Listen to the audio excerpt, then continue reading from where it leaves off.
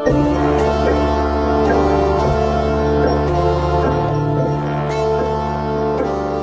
alors est-ce que Pierre veut dire quelque chose? Est-ce que Pierre veut rajouter quelque chose? Je vous remercie, Marion. La seule chose, c'est que Jean Vire, dont vous parlez, oui. un nom d'ailleurs qui se rapproche un peu de l'alsacien, c'est un Allemand vivant en Hollande, et c'était le médecin du duc de Clèves. Premièrement, c'est une bonne position, c'est un protestant aussi. Hein. Oui. Voilà. Et la deuxième chose que je peux me permettre de dire, c'est que à l'époque, je lisais beaucoup les journaux des Sudètes allemands. Alors là, en Bohème, vous avez beaucoup de jésuites qui ont fait beaucoup de travail contre les procès de sorcellerie. Vous avez bien, c'est vrai. Et c'est grâce à eux d'ailleurs que les protestants ont compris. Oui, parce que les jésuites, vous savez, je vous l'avais dit, quand je me permets de me citer, ça m'arrivera. Mais vous savez que vous aviez bon, je vais me réfréner, je ne vais pas quand même faire trop l'éloge de l'Allemagne, mais vous avez beaucoup de gens, nous avons des gens d'esprit, mais il y a des gens assez positifs, très réalistes, vous savez, comme en Angleterre. Et la propagande des jésuites a été fondée sur un argument, disons, de raison théologique. C'est-à-dire que le mal n'existe que comme un défaut du bien. Je ne peux plus le dire en latin, je vois la page où c'est marqué en latin, mais je ne peux plus le dire. Parce que en rachetant ma bibliothèque, j'ai vu que j'avais un livre acheté autrefois, justement sur cette question-là, que j'ai lu c'est pour vous, j'ai lu ça il y a 15 jours. Et alors, c'est très important parce que beaucoup de gens s'imaginent que le mal existe comme un objet existe parmi d'autres. Là, une réalité. Et chez les chrétiens d'Orient, dont vous parlez, les Syriens, tout ça, vous avez l'idée que le mal ne peut pas franchir un certain ciel. C'est-à-dire que, bon, vous avez plusieurs cieux, vous avez les cieux physiques, le firmament, le ciel étoilé, etc., le ciel éternel, mais que le mal, disons, la volonté intelligente, voyez-vous, qui est à l'origine du mal, elle peut influencer l'homme, mais elle ne peut pas apparaître, s'incarner sur terre. Vous voyez?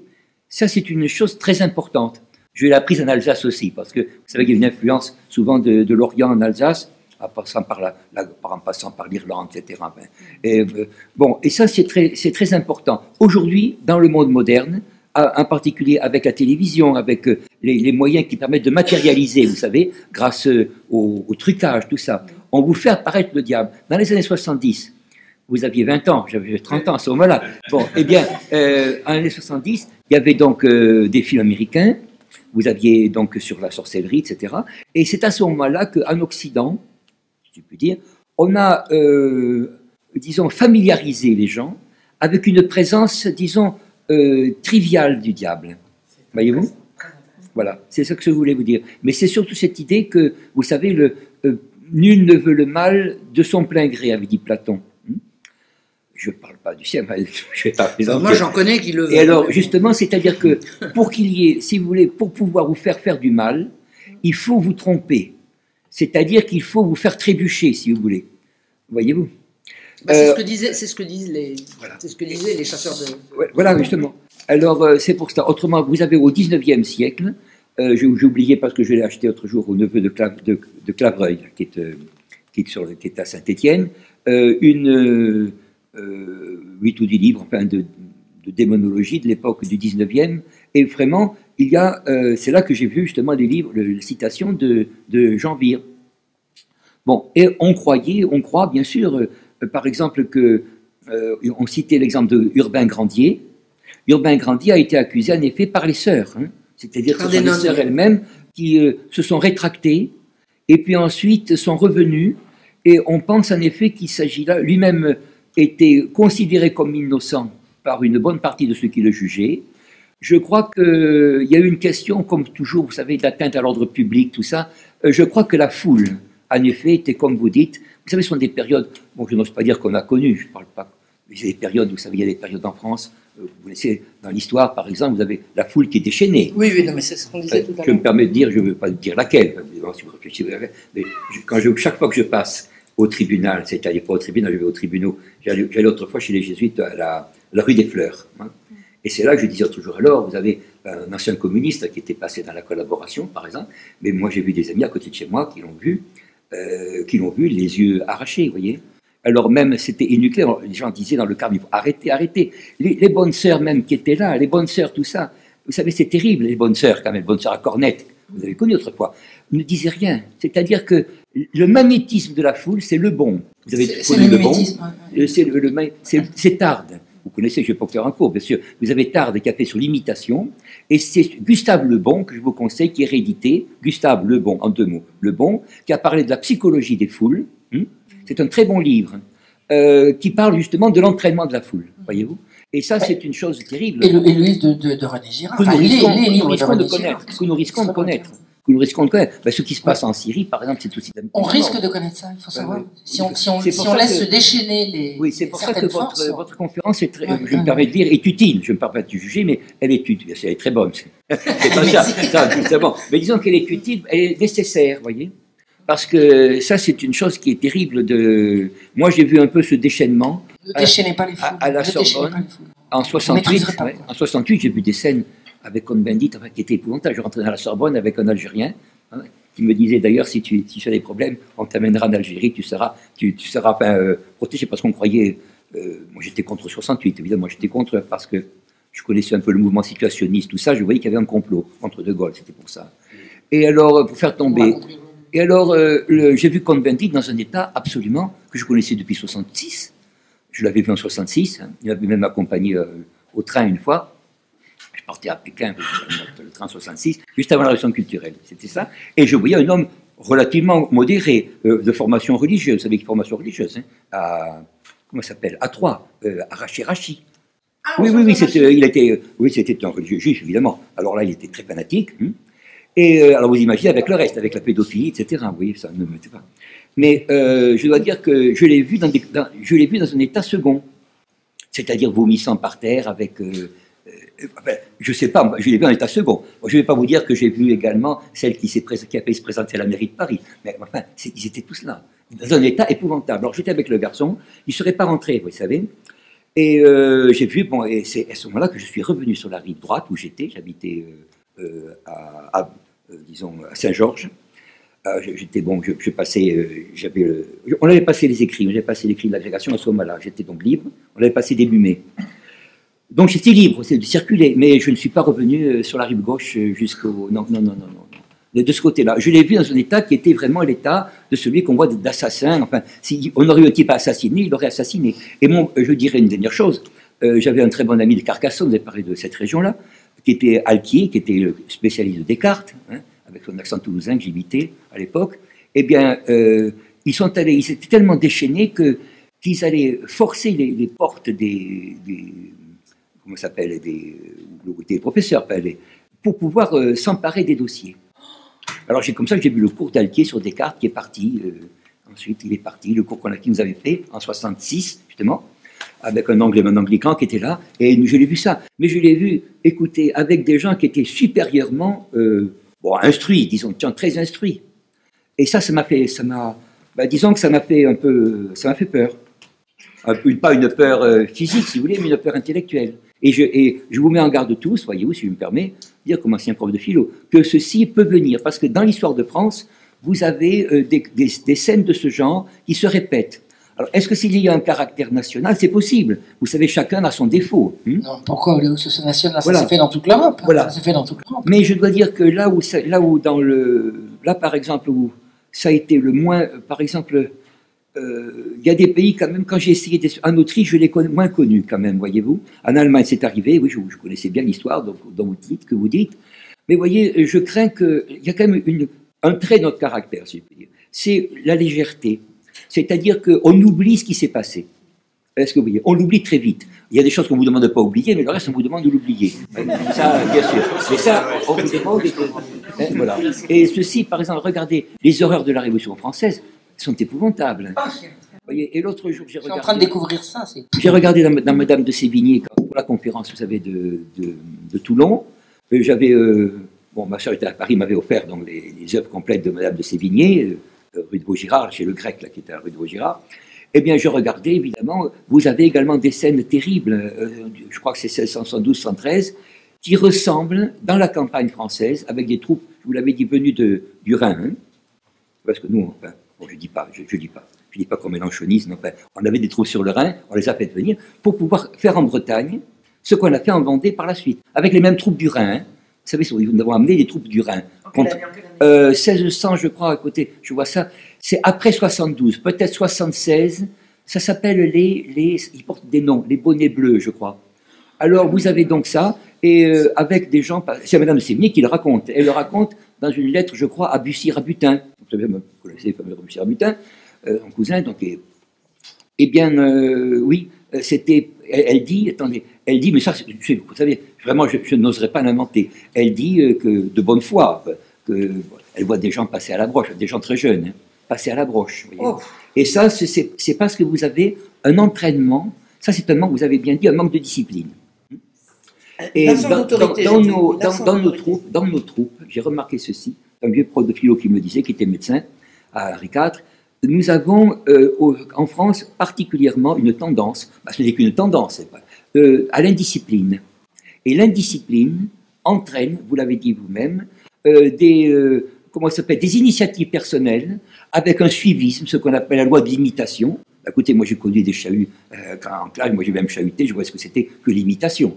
Vous savez, il suffit qu'un type ait un peu de caractère, même les plus mous le suivent. Nous, on chahutait le prof d'anglais, je me rappelle, le pauvre l'a fait, Henri IV.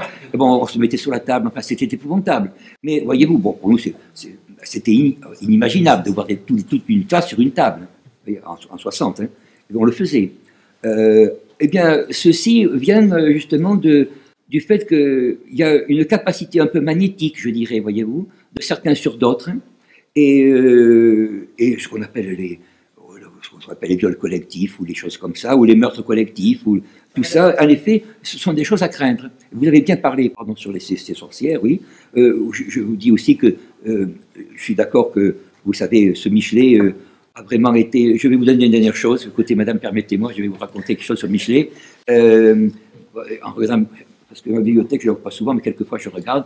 Il y avait une discussion entre Renan, qui était ancien théologue, ancien séminariste, Taine et Michelet. Michelet a parlé contre l'Ancien Régime d'une façon enfantine, voyez-vous. Bon. Et Renan a dit, bon enfant, breton, mais bon enfant aussi, voyez-vous, a essayé de dire, bon, il faut faire la part des choses. Et Taine n'a rien dit. Voyez-vous. Et malheureusement, en France, nous sommes comme des gens comme Taine, voyez-vous, souvent, nous ne disons rien. Parce que nous avons peur, effectivement, d'avoir des réactions, voyez, ou de violence. Voilà, c'est tout ce que je voulais vous dire. Et voilà, je vous en prie. Je suis content. Merci, monsieur.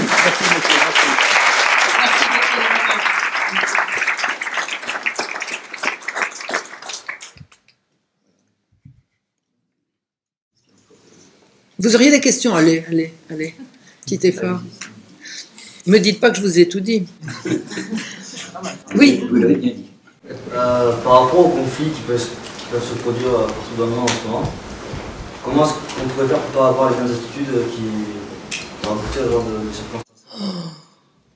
Alors là, si j'avais la réponse. Moi, je suis toujours partisan de dire. C'est en disant, c'est en dénonçant, c'est en montrant, en disant regarde là ce qui se passe. Voilà. Mais je suis ni prophète ni quoi que ce soit de. Je peux que vous dire ce que je fais moi. Moi, je crois à la parole.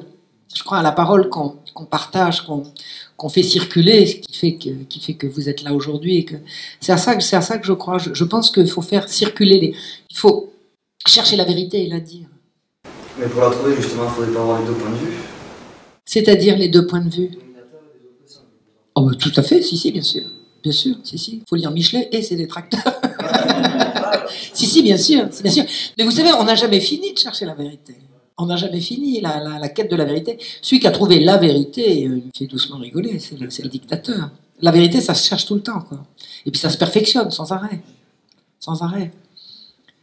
Mais je crois vraiment à la puissance de la parole et de la communication de la parole. Je pense qu'il faut... Faites circuler. Vous dites quelque chose, faites circuler. Oui, monsieur. Si je m'appuie sur ce que vous venez de dire, finalement, parce que la puissance de la parole, oui, tant qu'on est entre personnes en possession de ce qu'ils sont, pas une fois qu'ils ont légué leur personne à une foule, oui, que tout à fait. Maîtrise. Oui. Finalement, quand ça se déchaîne, n'a-t-on pas la seule contrainte de se dire, mais tenons-nous à l'écart des foules, quoi. Certainement, une fois que c'est déchaîné, il faut se mettre de côté. Bah, de toute façon, une fois que c'est déchaîné, on ne peut plus rien. On est obligé d'attendre que la crise se passe. Une fois que c'est déchaîné, on est obligé d'attendre que la crise se passe. Ça, c'est clair. Ça, c'est clair. Mais je pense qu'il doit y avoir des moyens d'empêcher le déchaînement. Et je pense que les gens qui nous dirigent en ce moment, je ne veux pas dire qui nous gouvernent, parce que je pense que ça va au-dessus, sont en train de préparer des déchaînements. Je pense que des déchaînements sont en cours de préparation. Et les dénoncer. Je pense que ce que vous dites est vraisemblablement vrai, je peux simplement pas le prouver. Voilà, c'est une hypothèse. C'est une hypothèse. C'est clair que les gens qui ont protégé les empoisonneuses dans les affaires de poison, c'était beaucoup des magistrats. C'était beaucoup des gens qui avaient ce pouvoir terrible de juger. Et Louis XIV a organisé pour poursuivre ces affaires qui ont été jusqu'à mettre en cause la femme qu'il avait aimée, hein, la mère de ses 5 ou 7 enfants, je crois, c'est-à-dire Madame de Montespan, qui a participé à ces diableries. Le roi voulait absolument poursuivre. Il voulait absolument poursuivre parce qu'il disait on ne peut pas, moi, roi de France, je ne peux pas tolérer des atrocités comme ça. Donc il a mis sur pied un tribunal d'exception. Il savait qu'il ne pouvait pas faire confiance aux juges du Parlement de Paris. En tant que corps, hein, pas à tous les juges, mais en tant que corps, il savait qu'il ne pouvait pas leur faire confiance. Donc il a extrait, avec l'aide de son lieutenant général de police qui s'appelait Nicolas de la Reynie, il a extrait ceux des magistrats qui étaient le plus fiables pour faire un tribunal d'exception. Et il avait donné l'ordre, et c'était la Reynie qui suivait le procès et qui faisait au roi des comptes rendus après chaque séance. Hein, il avait donné un ordre de secret absolu, rien ne devait transpirer de ce qui se passait dans ce tribunal. Et un jour, la Reynie trouve, sous la plume de Madame de Sévigné, les détails de ce qui s'était passé. Madame de Sévigné a sans doute, à son avis, Bussy Rabutin, il a trouvé les détails de ce qui s'était efforcé de rendre le plus secret possible. Ça veut dire que parmi les juges les plus triés sur le volet, il y en avait qui en faisaient partie. Voilà. Donc c'est la seule chose que je puisse dire avec certitude par rapport à ces affaires-là. Il y a beaucoup de gens qui se sont penchés sur l'affaire des poisons. Il y a des livres très très intéressants à lire là-dessus dans les bibliothèques municipales, je vous assure. Et c'est facile à lire. Il y a vraiment des très très bons travaux qui ont été faits sur... Pour finir, parce que comme c'est excessivement d'actualité par rapport à l'affaire d'Outreau... Absolument, ouais. Je dirais pas l'humanité, je dirais le pouvoir. Et oui, mais enfin, le pouvoir, c'est-à-dire que ce que des gens qui ont un pouvoir très, très important se permettent, la base ne se le permet pas forcément. C'est l'impunité qui assure, c'est l'impunité qui fait naître le crime, c'est l'absence de limite. C'est ce que je vous disais, quand il n'y a pas d'autorité supérieure, c'est inarrêtable. Dès qu'il y a une autorité supérieure, quelle qu'elle soit, je défends pas l'idée d'un dictateur, c'est pas ça que je veux dire. Mais une autorité supérieure, qu'elle soit morale ou qu'elle soit ceci ou cela, c'est ça qui arrête. Et c'est l'impunité qui emballe le crime dans les hautes sphères. Donc je pense effectivement que toutes les affaires de pédocriminalité qui commencent vraiment à arriver au jour maintenant, il y a 20 ans, on parlait pas de ça, mais ça existait depuis très très longtemps. La chose nouvelle qui existe maintenant, c'est que ces choses-là sont dites et que la parole circule. Avant, l'impunité absolue était assurée par le fait que les gens ne savaient pas. Et ces gens-là se perpétuaient ce genre de crime parce qu'ils étaient absolument sûrs de n'être jamais arrêtés. Et même dans l'affaire des poisons que j'ai vraiment étudié un petit peu, il y a un jour un type qui a été arrêté et qui a été condamné aux galères. Il est sorti du tribunal en disant « De toute façon, je sais très bien que j'irai jamais. » Et il a eu raison. Parce qu'il savait qui étaient les... Voilà, c'était parmi les juges. Alors, je suis pas en train de dire que tous les juges sont des dégueulasses, hein, c'est pas ça que je dis. Ce que je veux dire, c'est que les dégueulasses se mettent dans cette profession-là et puis foncent. C'est ça. C'est pas de dire tous les professeurs de gymnastique sont pédophiles. Non, on est bien d'accord. Mais un gars qui est bon en gym et qui est pédophile, ben, il va se mettre prof. Voilà, c'est ça qu'il faut comprendre. Donc il ne faut pas jeter le bébé avec l'eau du bain et croire que tous nos contemporains que tous nos semblables sont coupables de trucs comme ça. Mais il faut comprendre que ce qui assure la perpétuation du crime, c'est le fait qu'il n'est pas dénoncé, donc d'où l'importance de la parole, et que les gens qui le commettent sont assurés de l'impunité. Voilà, ce sont les deux éléments. Et c'est vrai, Louis XIV, il a voulu et il a été obligé de renoncer. Oui, par rapport à votre travail, qui en fait vous partagez ce que vous savez en fait, mais vous êtes historienne et c'est une discipline qui a selon moi un handicap, c'est qu'elle enseignait à l'école.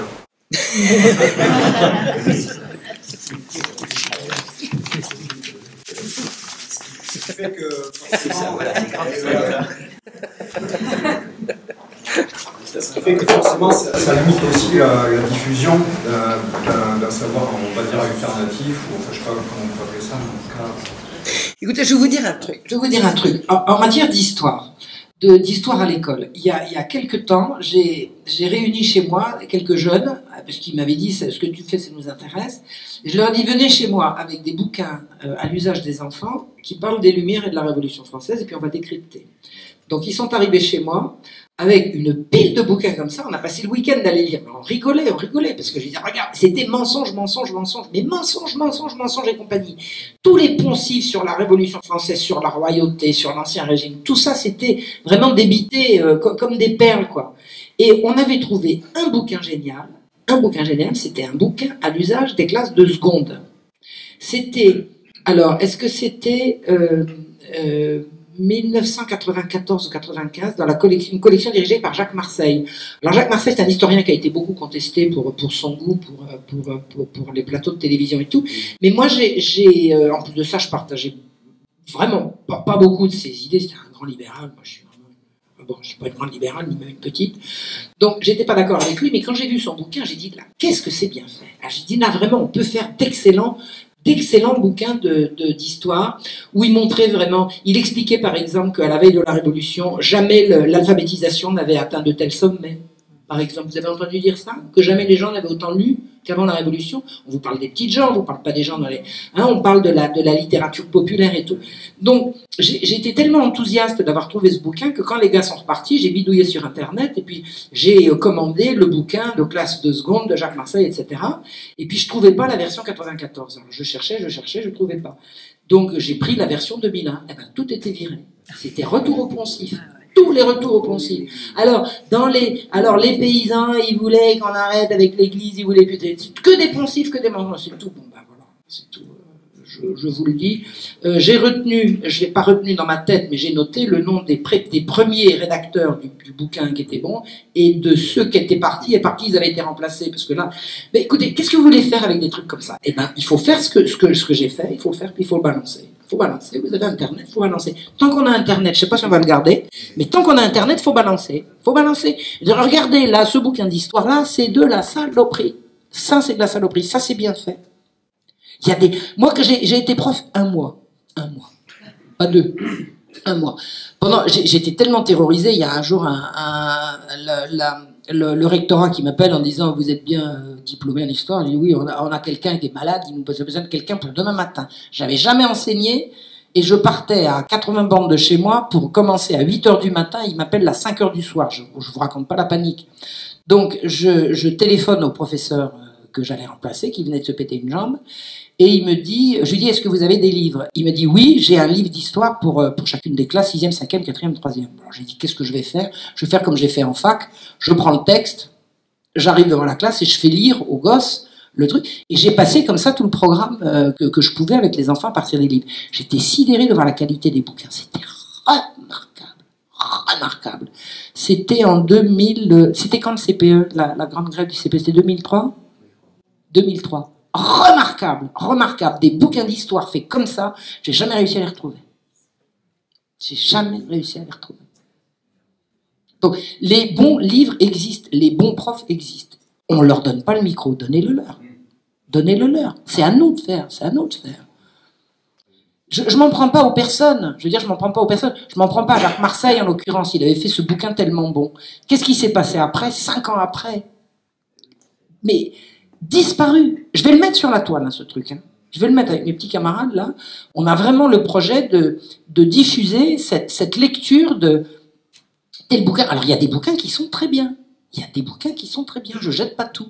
Mais vous êtes parents, comment vous savez ce qu'il va falloir montrer aux gamins? C'est fou, quoi. Donc je pense qu'il faut faire un travail comme ça, pédagogique, de dire, voilà, on va analyser ça, et ça, puis on balance sur Internet. Puis un jour, les gens qui fabriquent les bouquins, ils sauront il faut qu'ils le fassent bon pour que les gens achètent. Enfin, j'y crois pas trop, mais je crois qu'on a quand même possibilité d'influer sur le cours des choses sur des sujets comme ça. Il y a tout un discours en tant que parent où il faut pouvoir expliquer au gamin qu'à la fois, bon, bah, lui, il faut qu'il démontre une page blanche, enfin, je sais pas comment dire autrement, devant le prof, même si le prof c'est un abruti, à la limite. Je suis contente de ne pas être parent. Hein. J'aurais dit mal. Parce que le gamin, lui, doit continuer ses études. Absolument. Ouais. C'est dans ce sens-là que je disais qu'il y a une limitation dans la diffusion d'un savoir qui est un peu plus fouillé, et, voilà, mieux documenté, et qui permet de remettre en question voilà, la pensée. C'est-à-dire qu'en fait, le problème maintenant pour les parents, c'est de dire aux gosses, voilà la vérité, mais va pas la dire à ton prof. Voilà. C'est pas simple. C'est dramatique. Mais attendez, les profs sont pas des abrutis non plus. Je veux dire, ils ont le droit aussi à l'erreur. Je veux dire, on doit pouvoir les approcher quand même, les profs. Je veux pas croire que non, vous y croyez pas, vous? Oh là, mais c'est dramatique à ce point-là. Moi, je crois que le problème, si c'était un problème d'erreur, on la rectifierait. Mais je pense que c'est plus grave que ça. C'est comme l'éducation nationale, c'est une grosse imposture de s'appeler l'éducation nationale. Elle est tout sauf nationale. Elle cultive chez les gens tout sauf le sentiment français. Elle n'a rien de national. Ensuite, on fait croire aux gens que le ministre est le patron de cette institution. Mais on sait très bien que c'est les syndicats très orientés qui font la pluie le beau temps. D'ailleurs, le ministre de l'Éducation nationale, il essaye de faire un passage le moins scandaleux possible pour continuer sa carrière après. Donc, il n'a certainement pas touché à l'institution dans ses fondements, dans ce cas-là de pervers. Moi, je ne me sens pas, avec mes petits bras, les moyens de choper les leviers qui vont me permettre de déboulonner tout le noyautage idéologique qui préside à tout dans l'éducation. Non, mais c'est pas dans l'éducation nationale, il faut faire circuler, faut faire circuler. Non, mais faut faire circuler entre les parents, entre les enfants. Vous savez qu'il y a des gosses qui commencent à se manifester auprès de moi, par intermédiaire de Facebook. Ou même, j'ai même reçu, enfin j'en ai déjà parlé, mais j'ai même reçu un coup de fil d'une maman qui dit, ma petite fille, ma grande fille, là, elle a 13 ans, elle voudrait faire quelque chose sur vous. J'ai dit, surtout pas. Il va lui arriver des bricoles, et la gamine, elle voulait tellement, je lui ai dit, qu'est-ce que tu veux faire? Elle me dit, j'ai un exposé à faire sur les lumières. Alors je lui ai dit, c'est d'abord, tu me cites. J'ai dit, si tu me cites, t'as tout faux. Donc, elle me dit, mais comment je peux faire? Parce que moi, je suis sûre que vous avez raison. Ben, je lui dis, si j'ai raison, tu dois pouvoir trouver la vérité dans les textes. Elle me dit, comment? Ben, je lui dis, tu veux dire quoi? Elle me dit, je veux dire un truc sur Diderot. Ben, j'ai dit, ben, Diderot, c'est dans Internet. Elle dit, par exemple, je veux savoir à quel moment Diderot, il a dit ça, puis elle cite un truc que j'avais dit. Sur l'encyclopédie, sur je sais plus trop quoi, enfin bon, un truc de ma conférence de Marseille. Alors, elle va chercher, elle revient vers moi, elle me dit, ça y est, j'ai trouvé. J'ai dit, t'as trouvé quoi? Puis hop, elle prend la citation de ma conférence. Ben, je lui dis, non, t'as encore cité du Marion Sigaud. Oh, elle me dit, non, c'est pas ça qu'il fallait. Elle me dit, non, vraiment, t'as pas compris encore. Alors, elle est repartie, elle me dit, ça y est, j'ai trouvé. J'ai dit, c'est dans le texte. Je dis, bah, ta prof, elle pourra rien te dire. Si tu dis Diderot a dit ça, si la prof dit non, mais madame, je suis désolée, là.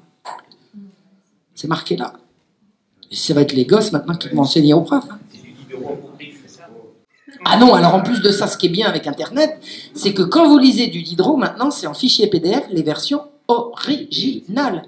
C'est comme ça que j'ai compris que les éditions Garnier et Flammarion bidouillaient des textes.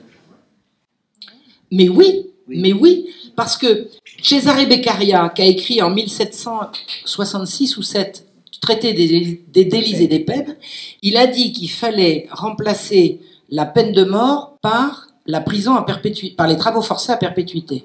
Bon, c'est marqué dans le livre. Bon, et puis moi un jour je suis sur Internet et je me peigne avec d'autres historiens qui me disaient Beccaria c'est génial, moi je dis Beccaria c'est dégueulasse, Beccaria c'est génial, Beccaria c'est dégueulasse. Et à un moment donné je me suis rendu compte qu'on lisait pas le même Beccaria. Eux, ils avaient lu Beccaria dans la version Garnier-Flammarion qui disait qu'il fallait, 1991, qui disait qu'il fallait remplacer la peine de mort par la prison à perpétuité ou les travaux forcés, alors que moi j'avais l'original qui disait qu'il fallait remplacer la peine de mort par l'esclavage. Et Garnier-Flammarion s'est permis de rectifier Beccaria. Et ce que Voltaire a applaudi en disant que c'était absolument génial, parce que c'était un grand tournant dans l'humanité, de remplacer la peine de mort par l'esclavage perpétuel sous les coups et dans une cage de fer. Vous voyez l'humanisme de Voltaire. Donc on est obligé même de vérifier ça. On est obligé de vérifier les versions. Donc quand vous cherchez un truc sur Internet, à l'heure actuelle, on a encore accès à ça, je ne sais pas combien de temps, vous avez accès à la version originale. Et si vous avez une tablette, vous vous baladez avec ça, vous lisez votre tablette dans l'autobus, dans le métro, dans le machin que vous voulez, vous avez accès au texte. C'est maintenant ça, c'est maintenant, on peut maintenant. Moi, je ne serais pas en face de vous s'il n'y avait pas Internet. J'habite dans un trop perdu en race campagne. Je ne suis pas un rat bibliothèque, je suis un rat bibliothèque numérique. On trouve tout. On trouve tout. Et croyez-moi, quand vous avez chopé un truc comme ça, c'est intéressant, vous le mettez quelque part en mémoire, parce que vous n'êtes pas sûr de le retrouver. Mais allez-y, allez-y. Et je vous dis, la gamine a été vachement contente parce qu'elle avait trouvé Diderot vraiment, vraiment dans le texte. Et là, je dis, mais ta prof, elle te dira quoi?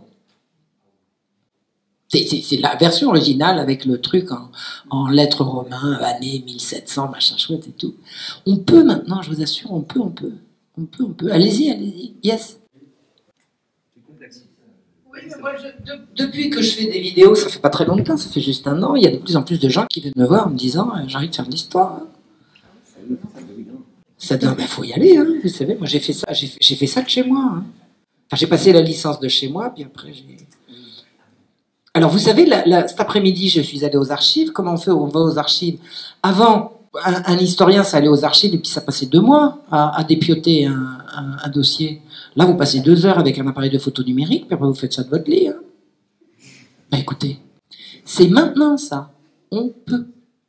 Ben, faites de l'histoire, faites de l'histoire. De toute façon, vous ne pouvez pas comprendre ce qui se passe. Vous savez pourquoi j'ai fait de l'histoire? Moi, pour comprendre la réalité des réseaux pédophiles. Donc, je les ai trouvés. Hein. Je suis parti pour. Je voulais comprendre d'où ça venait. J'ai eu l'information qu'en 1750, la police s'est mise à enlever des enfants en pleine rue. Je lui ai dit, qu'est-ce qui se passe? Je savais que le roi était un peu porté sur le... Hein, enfin, ça s'appelle pédophile. J'ai dit, bon, moi, je vais aller voir. Puis j'ai cherché pendant 10 ans. Ah, je ne vous raconte pas tout ce que j'ai découvert. Tirer sur la plotte de dégringole. C'était parti d'une intuition. Mais ce que j'ai appris, c'est comment on fait avec des archives, comment on fait. Et ça, tout le monde peut l'apprendre. Tout le monde peut l'apprendre. Mais vous n'aurez pas les félicitations de votre jury. Ça, c'est extrêmement difficile. Ça. Bon. Puis un jour, vous savez, l'université, il faudra qu'elle s'adapte aussi. Quand nous, on sera plus nombreux, on les renversera. Hein. De toute façon, le nombre, c'est nous. Hein, cherchez pas. D'autres questions? On arrête là alors? Non. Sur les juges laïcs de province, en fait, d'où ils tiraient leur légitimité, ces gens-là?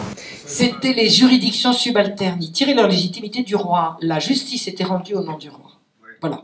La légitimité de la justice, c'est le roi. Le roi rend la justice comme un service à son peuple. Le peuple demande la justice au roi et le roi donne la justice à son peuple. Comme le roi ne peut pas être partout, il délègue sa justice à des juges. Donc la justice est rendue au nom du roi et jamais au nom de Dieu. Jamais. Jamais. C'est comme ça et c'est pas autrement. La justice est rendue au nom du roi. Dans les juridictions subalternes comme dans les juridictions... Vous savez, on verrait au nom du roi. La police arrive au nom du roi. C'est le roi qui commande. C'est vraiment pas ce qu'on nous montre. Hein. Alors combien les réquisitions a-t-elle brûlé de sorcières? Je ramasse les copies. Combien? Si, quelques-unes quand même. Non, il y a forcément eu... Écoutez, il y a forcément eu des abus. C'est pas pour dire que l'Église a jamais commis d'abus, d'accord. Mais je vous ai bien expliqué, c'est une invention fabriquée par des anticléricaux au XIXe siècle. Bon, d'accord. C'est pas pour dire que l'Église n'a jamais commis d'abus ou de crimes. Je veux pas prétendre une chose pareille, mais ce qu'on vous a montré, c'est des inventions chez des inventions, point barre. Il y a forcément eu des... Mais moi, quand j'ai commencé à chercher les crimes de l'Église, on me sortait que des trucs comme ça. J'ai fini par dire, bon, j'en finirais bien par en trouver un jour, parce qu'il y en a forcément, mais j'ai fini par renoncer, quoi. J'ai dit, c'est que des orneries, c'est que des mensonges et compagnie. Et est-ce que vous feriez un rapport entre ces anticléricaux du 19e et le colonialisme aussi? Ou là, c'est... Alors, j'ai jamais regardé la chose comme ça. J'ai jamais regardé la chose comme ça. Je sais que c'est les mêmes, hein, Jules Ferry, machin. Je sais pas. Regardez, quand vous regardez le texte que je vous ai eu de Lamotte Langon et qui raconte que les paysans étaient complètement abrutis, qu'ils étaient complètement en esclavage, etc. Vous vous rendez compte le mépris qu'il exprime pour le peuple. Ces gens-là avaient un mépris pour le peuple, je veux dire, leur anticléricalisme, leur haine de l'autorité abusive de l'Église, etc., se double d'un mépris pour le peuple qui est absolument ahurissant. Je veux dire, même Michelet, il est bien gentil à défendre le peuple comme ça, mais il n'a qu'à défendre le peuple qui existe. Il invente le peuple, c'est-à-dire qu'il ne rend pas compte de la réalité du peuple, puisqu'il invente un peuple mythique. Ces gens-là ont un mépris absolument total du populaire. Ça va un peu avec l'esprit colonialiste, mais je ne fais pas le pont. Je dis il y a effectivement quelque chose à chercher de ce côté-là. Il y a quelque chose à chercher, mais bon, enfin, vous n'avez pas d'éléments là-dessus. Je n'en ai pas, mais ça doit pouvoir se trouver facilement. Il n'y a qu'à regarder à quel moment commence la colonisation, qui dit quoi, qui fait quoi, et je le ferai pas, parce que je le ferai pas, je vais vous dire pourquoi, parce que c'est une période qui n'est pas la mienne, c'est le 19e, et le 19e, je laisse ça à ceux qui sont spécialistes. Moi, vraiment, je commence tellement bien à comprendre le siècle que j'ai commencé à étudier, le 18e, avec ce qui précède, que j'ai envie de continuer là-dessus, quoi. Parce que je pense qu'il faut continuer là où on est bon. Mais il faut chercher. Il y a certainement dans le sentiment de supériorité de ces gens-là vis-à-vis du commun des mortels, il y a quelque chose à voir avec la supériorité du blanc vis-à-vis des colonisés. Ça me semble logique, mais à fouiller. Qui c'est qui veut fouiller aussi pour les Templiers? Là, il y a des volontaires. On a raconté que Philippe le Bel avait arrêté les Templiers pour prendre leur argent. Bon, j'en sais rien, j'en doute. J'en doute, parce qu'un roi de France, c'est pas un gangster, c'est pas un bandit de grand chemin. Bon. Quand je vous ai dit qu'il y avait un gars qui avait fait des confidences, qui était allé voir le roi en lui disant des trucs atroces, en lui disant, voilà, j'ai ça sur la conscience, il faut que vous sachiez, et que le roi a fait arrêter les Templiers quelque temps après. Ce que je vous ai pas dit, c'est ce que j'ai découvert moi en cherchant dans les archives de Lyon des éléments sur les enlèvements et les disparitions d'enfants. J'ai appris que dans Lyon, à tout le moins, c'était probablement vrai ailleurs, j'ai pas vérifié, mais les enfants perdus, les enfants trouvés et les enfants sous tutelle étaient sous la tutelle des Templiers. Donc faut chercher. C'est des tas de trucs qu'il faut chercher. Moi, je peux pas chercher à la place de tout le monde, je vous assure. Si je peux vous donner le goût de chercher, je demande pas mieux, mais allez-y, cherchez, quoi. Cherchez. Les Templiers, ils avaient, alors leur signe, c'était leur grande croix rouge sur le truc, mais vraiment, je suis pas spécialiste des Templiers. Je sais que Michelet a fait une histoire du procès complètement délirante, comme le reste. Un grand historien. Une question concernant les Templiers. C'est-à-dire que quand on dit les Templiers, sans le voir d'une manière dynamique, ce qu'ils ont pu être à un moment donné, ce qu'ils sont devenus, je me demande si on n'est pas dans le faux. Est-ce qu'il ne s'agissait pas d'un ordre qui était très légitime à son début, qui s'est laissé pervertir par la fin, et on ramène tout comme si, dans le temps, s'il y avait les Templiers, point. C'est un peu bizarre. Non, mais et si, la perversion d'une institution qui devient trop forte, ça me semble une évolution normale. Vous avez une institution qui est excellente, et puis avec le temps, les gens qui étaient là, qui devaient laisser la place, ils deviennent perpétuels, et puis la richesse corrompt, le pouvoir corrompt. Voilà, je sais pas, je pense effectivement que c'était légitime au départ pour les Templiers de protéger les pèlerins et de pouvoir garder l'argent des gens qui partaient pour pouvoir leur donner à l'arrivée, c'était légitime. On ne connaît plus l'institution qui aurait pu être, enfin, parce que il me semble que Saint-Bernard de Clairvaux, là, ils avaient quand même cautionné, ils étaient... Ah ben à l'origine, c'était certainement légitime. Voilà, alors on ne reconnaît plus ce que ça a pu être. Il s'est passé quelque chose, quoi. Je pense que c'est le pouvoir corrompt. Écoutez, c'est quand même pas nouveau. Le pouvoir corrompt, le pouvoir absolu corrompt absolument, le pouvoir excessif corrompt excessivement, et voilà. Je pense que c'est ça. C'est ça. Vous savez, je reviens à l'histoire du trésor des Templiers. C'est clair qu'ils avaient de l'argent, les Templiers, qu'ils avaient un trésor gigantesque. Je pense qu'il y a une grande partie du trésor qui a servi des avoirs des Templiers qui a servi à payer le procès, parce qu'un procès ça coûte. Et je crois savoir que Philippe le Bel a donné une grande partie de ce qu'il a pu récupérer à l'ordre de Malte, je crois. Ce qui était un peu la continuation du même. Savoir s'il reste un trésor caché quelque part à Rennes-le-Château, je sais pas. Si vous le trouvez, vous m'appelez. Vraiment, je sais pas. On aime bien raconter que l'affaire des Templiers, c'est une affaire de gros sous, et moi, je ne le crois pas. Je ne crois pas que ce soit une affaire de gros sous. Voilà. Les gros sous font partie de ce qui a corrompu le système, certainement, mais ce n'est pas le nerf de la guerre. Ce n'est pas le nerf de la guerre. J'ai beaucoup plus envie de regarder du côté de qu'est-ce qu'il faisait avec... Enfin bref. Bien sûr que si, bien sûr que si. Mais bien sûr que si, Philippe le Bel, c'était un gros vilain. On disait que c'était un faussaire parce qu'il avait réduit la taille des monnaies. Vous savez comment ça s'appelle? Ça s'appelle une dévaluation. Ça s'appelle une dévaluation. Alors, est-ce que le général de Gaulle est un faussaire parce qu'il a dévalué le franc? Non, mais c'est aberrant. Et de dire Philippe le Bel, si, c'est vrai, ça fait partie du truc. Le roi, ce qu'il voulait, il était jaloux, il voulait le trésor des Templiers. Ah bon? Il a dit ça quand? Quand est-ce qu'il a dit ça, je veux le trésor des Templiers? Il a dit, je veux plus de ces gens-là chez moi. Et il a chassé les Juifs en même temps. C'est-à-dire qu'il a fait un gigantesque coup de balai dans tout ce qui tenait la finance. Vraiment, ça a été un roi très autoritaire. Mais un roi qui n'est pas un autoritaire, c'est pas un roi. Le roi, il est là pour représenter l'autorité. S'il n'en a pas, c'est pas un roi. Alors, je ne dis pas que Philippe le Bel était ni un saint, ni... Je n'ai pas étudié Philippe le Bel. Mais je vous dis ce que j'ai survolé de l'affaire des Templiers, ça m'a semblé quand même suffisamment... digne d'intérêt et d'aller y mettre son nez là. Il n'y a pas des apprentis. Il y a aussi des choses qu'il ne faut pas dire. Bon, voilà, maintenant, on est amené à tout dire. Là, maintenant, on n'a plus rien à faire. Vous savez, moi, j'ai jamais fait une télé, alors on ne peut pas me priver. On ne peut pas m'interdire d'y retourner. J'ai mis les pieds. Il y a peut-être des livres avec lesquels on risque de perdre beaucoup de temps. Il y a certainement des livres avec lesquels on peut perdre beaucoup de temps, c'est sûr. Oui, c'est sûr. Bah, qu'est-ce que vous voulez que je vous dise? D'abord, un livre qui est bon, il est bien écrit. Un livre que vous n'arrivez pas à lire parce que vous relisez 4 fois les phrases, c'est qu'il est mal écrit, vous laissez tomber. Déjà. Ça, vous laissez ça aux historiens qui ont absolument besoin de l'information qui est donnée ce truc-là, parce que l'historien, il se tape des trucs. Il dit que celui-là écrivait très bien, le grand historien. Bon, vous avez compris que c'était nul. C'était nul. Non, il faut pas. Moi, quand j'ai commencé l'histoire, c'est en devenant un rat de bibliothèque des rayons des bibliothèques en histoire. Moi, quand j'étais à Paris, j'allais toujours, je savais exactement où se trouvaient les bouquins en histoire dans telle bibliothèque, telle autre. J'ai toujours été un rat de bibliothèque au rayon histoire. Il y a des bonnes bibliothèques municipales avec d'excellents bouquins.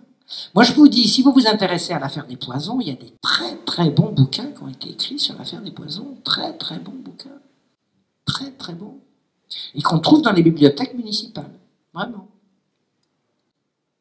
Je suis toujours gêné quand on me dit qu'est-ce qu'on peut lire de bon. J'ai tellement lu de bouquins depuis que je fais de l'histoire, il faudrait que je sorte une liste de tous les bons. Puis ce qui a été bon pour moi, ça va peut-être vous raser, je sais pas quoi vous dire là-dessus, je suis un peu perdu. Lisez les miens.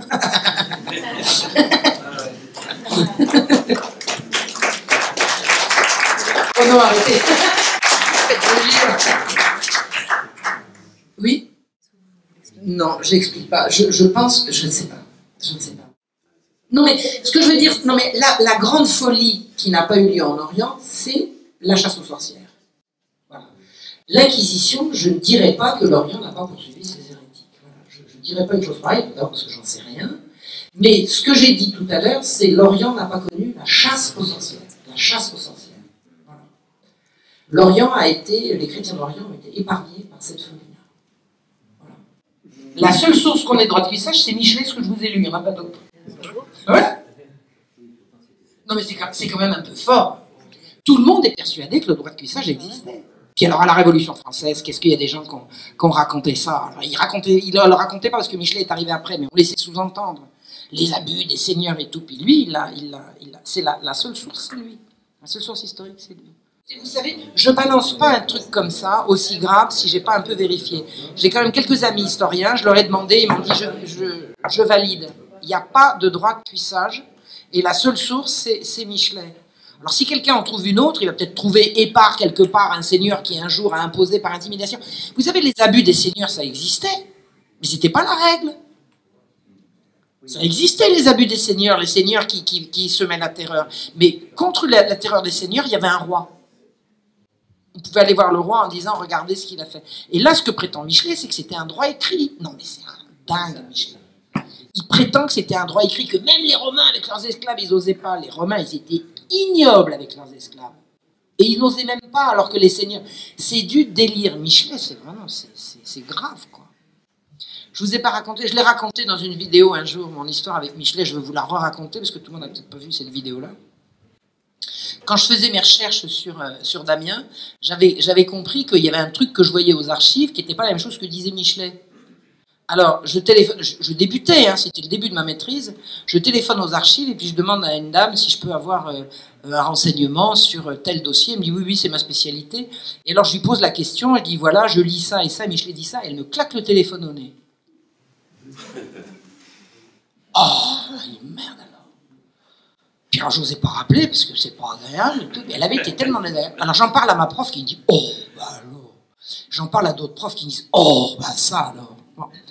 Et puis, je retourne aux archives pour faire autre chose, et j'en parle aux archivistes, enfin, pas aux archivistes, aux préposés, enfin, oh, on me dit, ben non, alors. Mais vraiment, tout le monde était sidéré.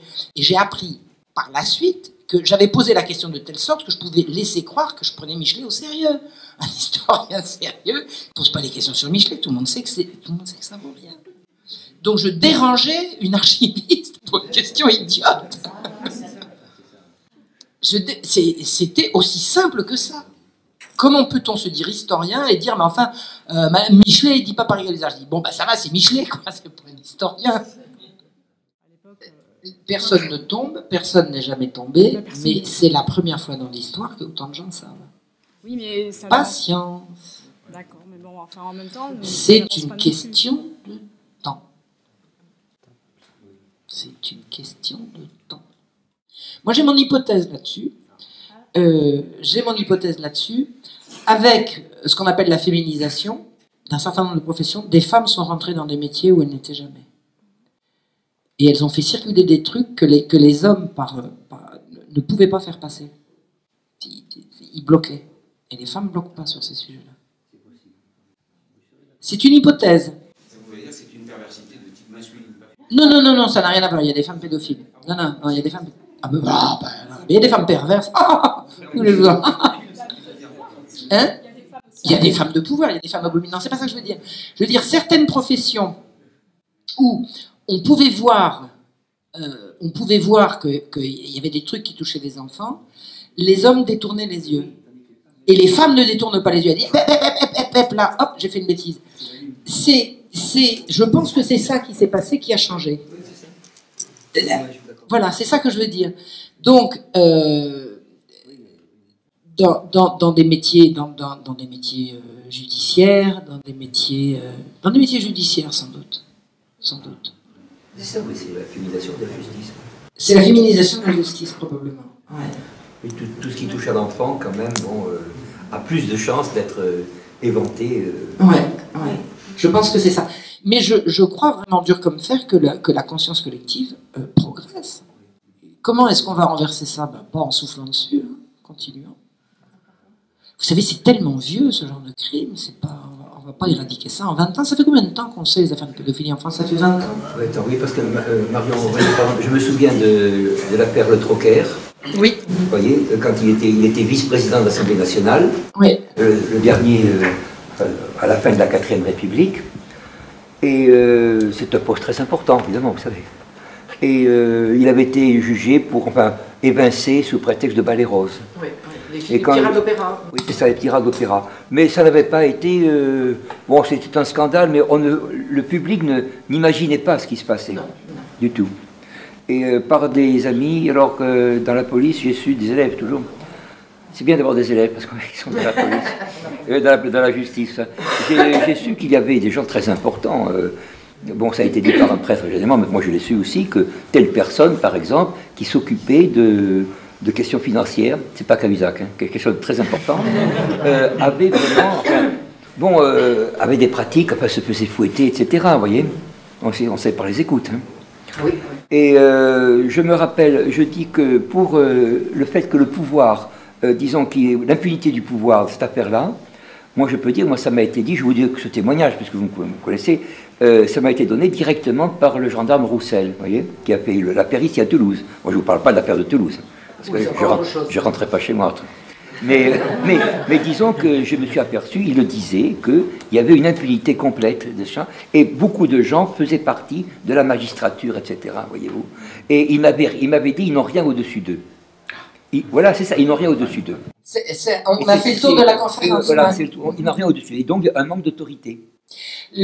Aucune autorité supérieure n'est jamais venue à bout d'un réseau. Ça ne viendra pas d'en haut. Ça ne viendra pas d'en haut. Parce qu'aucun chef d'État responsable ne va mettre l'État dont il est responsable à feu et à sang. En faillite. Non, en faillite. En faillite, en responsable. Donc, c'est les gens d'en bas qui changeront les choses. Oui, c'est ça. Et je pense qu'il peut y avoir des règlements de compte sans là. Je ne le souhaite pas. Mais il y a tellement de gens. Regardez, 20 ans en arrière, personne n'était au courant de ces trucs-là. Moi, quand j'ai commencé à raconter ce que j'avais découvert, les gens se vissaient le doigt sur la tempe. Ils disaient, Marion, elle a pété un câble. Et 6 ans après, j'ai reçu des coups de fil d'excuses. C'était toi qui avais vu avant nous, quoi. Donc, il y a une vague qui monte. Et la vague, c'est la prise de conscience collective de ce genre de crime. Donc je pense qu'il faut continuer, il faut savoir que ça ne se fera pas en soufflant dessus, ça ne se fera pas demain matin, mais qu'il y a une accélération de la prise de conscience, et c'est par la prise de conscience que ça passera. Oui, monsieur, je suppose que vous parlez de ces maisons qu'on a appelées le Choral. Le Choral, oui, bah, ça pousse. Le Choral, c'était en 82. Le Choral, c'était en 82. C'est un monsieur qui s'appelait Claude Sigala, qui avait, du côté de Nîmes, ce qu'il appelait un lieu de vie, c'est-à-dire une maison où il s'occupait d'enfants en souffrance, soit parce qu'un petit peu simplet, soit parce que cas sociaux. Et il y avait des ministres qui venaient sodomiser les gamins. Dont un très connu, dont on taira le nom, qui est régulièrement cité, qui n'arrête pas et qui est tout... Voilà, qui sera ministre jusqu'à la fin de ses jours. C'est un grand ministre. Grand ministre. Ouais. Chut. Non, mais c'est des affaires qui sont absolument terrifiantes. Vous savez, un jour, j'ai raconté cette affaire du Choral à quelqu'un J'étais dans un train et je revenais d'un congrès. Je ne vous donne pas plus de détails que ça, mais j'ai fait savoir que j'étais au courant de trucs comme ça. J'ai fait savoir que moi, j'ai pas dégonflé. Hein. Là, j'ai lâché devant tout le monde. Paf. Il y a quelqu'un qui disait dans le congrès, mais qu'est-ce qu'ils en font à ces gosses? Je me lève, j'ai dit, ils les baisent. Oh, ça a fait un... Bon, et il y a des gens qui sont venus me voir quand on rentrait en train, ils sont venus me voir dans le train, ils me disent, mais qu'est-ce que vous avez dit là? Qu'est-ce que c'est que ça? Et j'ai commencé à parler, j'ai commencé à raconter ce que je savais. Et j'étais face à une femme, brusquement, je ne sais pas ce qui lui a pris, vous savez, le train ça secoue, j'ai dit, mais on dirait qu'elle est secouée. Et en fait, elle était complètement secouée, elle a atteint la porte des chiottes, elle est partie vomir. Et c'était pas le train qui l'a secouée. Je me suis fait quelques amis là, ce week-end-là, je vous raconte pas. J'ai écrit un texte très long qui n'est pas sur égalité-réconciliation. C'est le seul de mes textes qui n'est pas sur égalité-réconciliation. Il est sous mon nom. Ça s'appelle « De l'amour et du crime, du sexe et des enfants ». Ou alors, on le trouve également sous le titre « L'amour est-il un crime ?» Si vous voulez le lire, voilà. J'ai mis ça sur Internet, lisez-le. C'est la genèse de ce truc-là. Et c'est les premiers trucs que j'ai écrits quand j'ai commencé à comprendre, avant de reprendre mes études d'histoire. J'ai cru que j'allais pouvoir toucher des gens avec ça. C'est Internet, quand vous n'êtes pas relayé, ça part aux oubliettes. Personne ne vous relaye, vous écrivez un truc sur Internet, il y a 40 Pékins qui vont le lire dans 20 ans, et puis ça s'arrête. Hein. Ça s'arrête. Internet, c'est les réseaux, c'est les gens entre eux. Donc lisez ce truc-là, vous allez voir. Vous allez voir, je raconte vraiment la perversion de comment la gauche... Et parce que moi je viens de la gauche, hein, je suis issu de la gauche, j'y suis plus du tout, mais vraiment j'y ai été une grande partie de ma vie. Comment la gauche s'est laissée totalement pervertir et de la façon la plus abominable par ces affaires-là. Et comment elle s'en remettra pas. Hein. D'ailleurs, je crois que c'est bientôt fini. Je sais ce que vous en pensez. Le fruit va bientôt tomber. Je suis sûr, mais tant que je ne savais pas ce que c'était que la pensée libérale, je ne pouvais pas le comprendre. Maintenant que j'ai compris ce que c'était que les lumières, Diderot, machin, etc., je comprends que c'est la suite logique. Absolument. Absolument. Mais tant qu'on n'est pas remonté en histoire, on ne peut pas comprendre. Il faut lire Xavier Martin, hein, l'historien Xavier Martin, il faut lire ça. Il faut lire Voltaire méconnu, il faut lire l'homme des Lumières et sa compagne, il faut lire. Il a été, mais moi je suis une débutante, je suis une bleue à côté de lui. Hein. Je m'incline. Il a fait un boulot. Il faut lire Xavier Martin, il faut acheter ses bouquins. Et c'est vraiment au cœur des Lumières, l'idéologie des Lumières, dans laquelle on va retrouver tout ce qui nous tue aujourd'hui, c'est clair. Il y a une filiation directe. Des gens qui se battent contre ces réseaux, je pense qu'il y en a partout. De temps en temps, on va passer sur Internet, des trucs qui arrivent d'ici, qui arrivent de là. Je pense qu'il y a du monde sur le coup. Je ne sais pas si c'est très très très nombreux, mais il y a des gens qui sont vraiment acharnés à vouloir faire le bien et à ce que ça progresse et qu'est-ce que ça circule. Il faut que les paroles circulent, il faut que les mots circulent, il faut que les témoignages circulent. Regardez le livre de Jacques Thomé là, qui vient de sortir. Bon, je ne l'ai pas encore lu, mais ça fait partie des trucs que je vais acheter. Le film de Serge Garde, là, Retour à Outreau. Là, faut voir ces trucs-là, faut faire circuler. Plus il y aura de gens qui auront compris ça, et plus ça va avancer. Avec le mariage pour tous, ils se tirent une balle dans le pied, parce que finalement, ça va éveiller les consciences aussi. Ah bah c'est ce que je pense. Alors ça, j'en suis persuadée, le mariage pour tous, il te tire une balle dans le pied, parce qu'alors, puis alors disons ça, pendant les manifs, là, moi j'ai fait les 3, qu'est-ce que les gens discutent? Qu'est-ce que les informations circulent? Ah ça c'est fabuleux. Ça met en exergue la pédophilie et à travers l'adoption. Exactement, exactement. Ah mais ça c'était le truc qu'il fallait pas faire, le mariage pour tous, là. Alors là, ça c'est clair. Et regardez, c'est pas seulement qu'ils soient capables de faire ça, c'est la façon dont ils le font, c'est-à-dire qu'ils récusent d'avance toute discussion. Il n'y a aucune discussion à avoir, c'est comme ça, c'est pas autrement, ça passera et on vous le dit. Eh ben on verra. Et j'ai vu ce matin sur Internet qu'aux États-Unis, il y a une discussion qui... Alors, je vais essayer de vous le redire dans l'ordre parce que c'est pas très clair. Il y a une discussion qui est lancée et qui veut lutter contre les pressions qui sont faites pour orienter sexuellement les enfants. Par exemple, il y a des parents qui, pour que leur enfant ne soit pas homosexuel, ils leur font des espèces de bourrage de crâne pour qu'ils deviennent pas homosexuels. Et on exclut la pédophilie c'est-à-dire qu'il ne faut pas empêcher les enfants d'être pédophiles parce que la pédophilie, c'est une sexualité comme une autre, au même titre que l'homosexualité. C'est-à-dire que voilà. Non mais attendez, j'ai vu un formulaire SNCF, je l'ai vu. C'était pour obtenir une carte de réduction, je ne sais pas quoi, il y avait sexe, H, F, autre. Et la loi n'est pas passée, hein. La loi n'est pas passée, mais le formulaire, il existe là.